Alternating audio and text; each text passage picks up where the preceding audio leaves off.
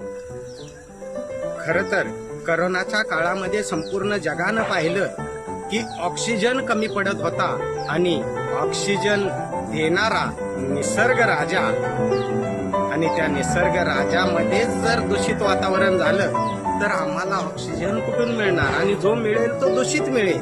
म्हणून वातावरणाचा समतोल राखण्यासाठी, वातावरण स्वच्छ आणि सुंदर ठेवण्यासाठी, निरोगी ठेवण्यासाठी खऱ्या अर्थानं आम्हाला दीपावली साजरी करत असताना फटाके मुक्त दीपावली साजरी केली पाहिजे.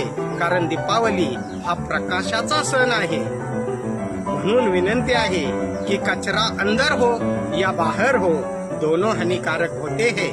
म्हणून म्हणतो दिवाली मनाने का दस्तूर बदलना होगा, दीप जलाकर नहीं दीप बनकर जलना होगा. म्हणून जाता जाता एक वाक्य लक्षात ठेवा बाबांनो,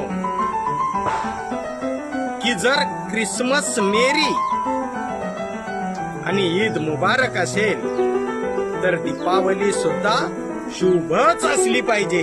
म्हणून माझ्याकडून आणि माझ्या परिवाराकडून सर्वांनाच शुभ दीपावली.